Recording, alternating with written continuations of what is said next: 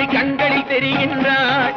கண்கள் சிவந்திடும் வண்ணம் எழுந்தொரு காட்சியை தருகின்றாள். வாழிய மகன் இவன் வாழிய என்றொரு வாழ்த்தும் சொல்கின்றாள். வானகம் வையகம் எங்கனுமே ஒரு வடிவாய் தெரிகின்றாள்.